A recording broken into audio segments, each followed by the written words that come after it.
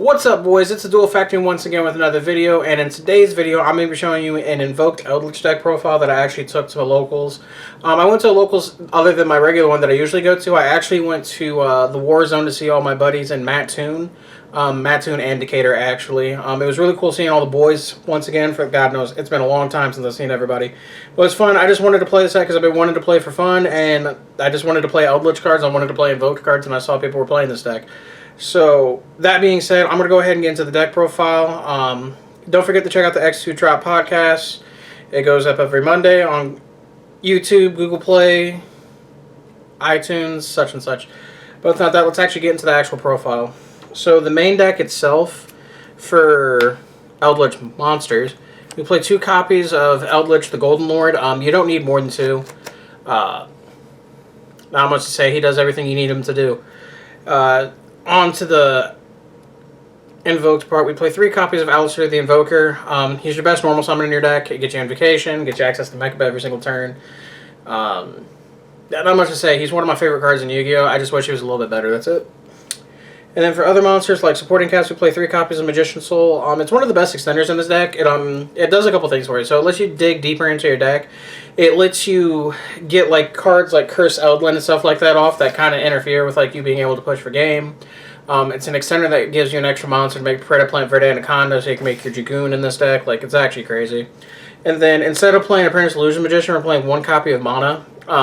More or less, she's the counterpart of Apprentice Illusion Magician. She's light, and then if you target a spellcaster monster on the field while she's in the graveyard, you can special summon herself. So it gives you an extra body even if your opponent does things like Imperm and whatnot.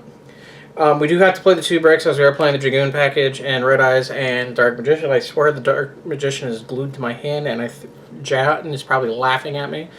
For hand traps, we have 3 copies of Ash Blossom. Honestly, after playing it this week, this card's probably getting replaced with like Gamma or something like that, because honestly, I just want high impact hand traps in my main deck. And then 3 copies of Nib. I don't know how good it was because I never drew it in this deck, so not much to say on that one. And that's actually it for the monster lineup. It's very short and sweet. On to the spell cards.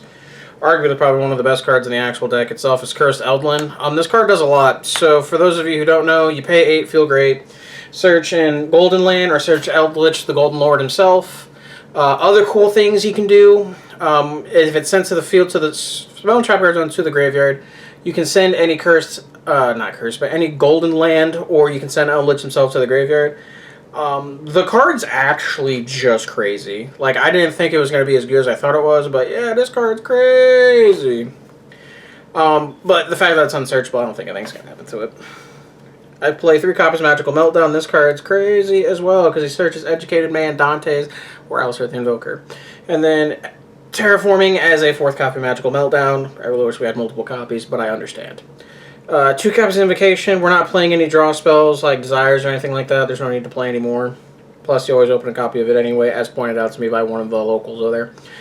1 copy of Red Eyes Fusion for the Predaplant Verde Anaconda. And then 1 copy... I actually really like this card. Eldlich of White Destiny. So if you get like a read on your opponent that they have something that might actually disrupt you from like... Or for example, like Ash Blossom or something like that. This card's really nice. It gives you a 4th Eldlich to actually go with, because sometimes you just run out of Sanguines really fast. So that's mainly like the big reason there. On to the actual trap component of the deck, my favorite part.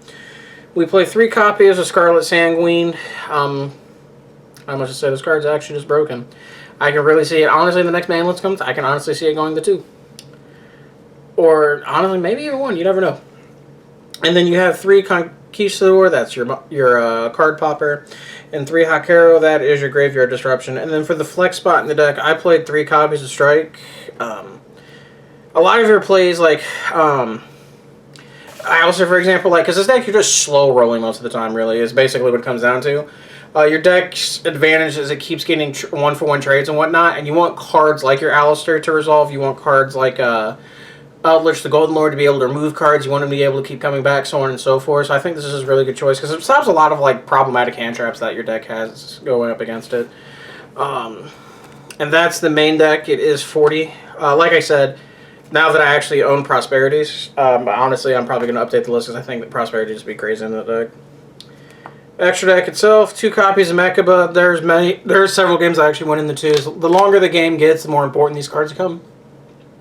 And you're a slow, grindy deck anyway, so that's why you're playing it. But 2 Mechaba, 1 Purg, 1 Raijin, and 1 Ogoides. I was playing Kaliga, but I cut it.